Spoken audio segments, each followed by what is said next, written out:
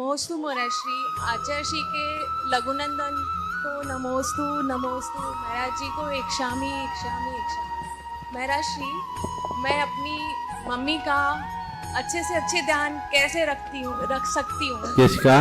Mummy का।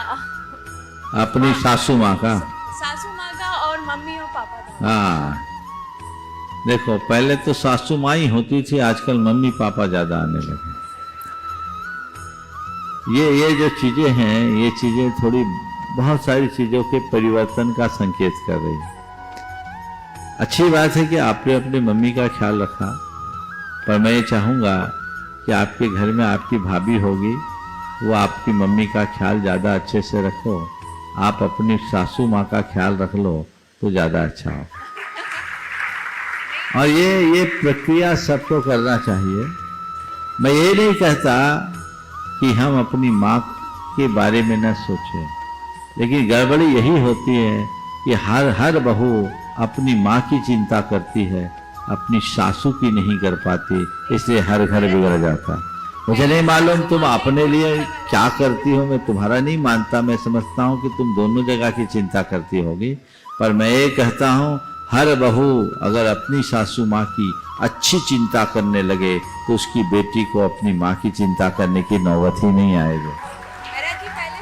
बेटियों को चिंता करना पड़ती है तो उसके पीछे एक कारण है कि घर में बैठी बहू कहीं ना कहीं कुछ गड़बड़ कर रही है। और दूसरा पहलू ये भी है कि बेटियां इतना इन्वॉल्व हो जाती हैं कि बहुओं को मौका ही नहीं मिल पाता। ये एक कड़वा सच है।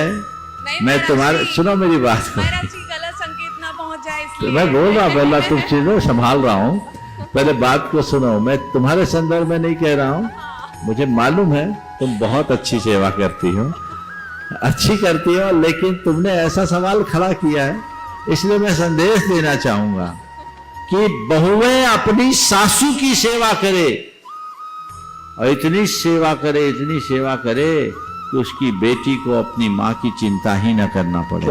उसे लगे मेरी भाभी है, सब संभाल लेगी, और इंटरफेरेंस कम हो। पहले परंपरा थी, घर से बेटी विदा हो जाती थी तो मायके में वो केवल एक मेहमान की भूमिका रखती थी, उसके रोज की चीजों में कोई इन्वॉल्वमेंट नहीं था।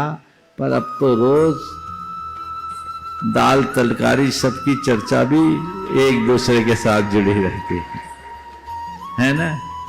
इससे घर फूट रहे हैं। जरूरत से ज्यादा इंटरफेरेंस परिवारों के भटकाव का कारण बन रहा है।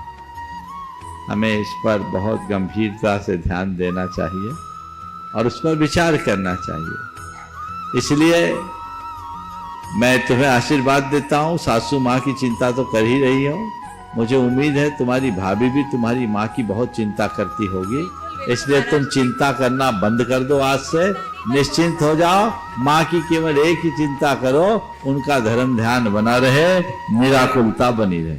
चलिए।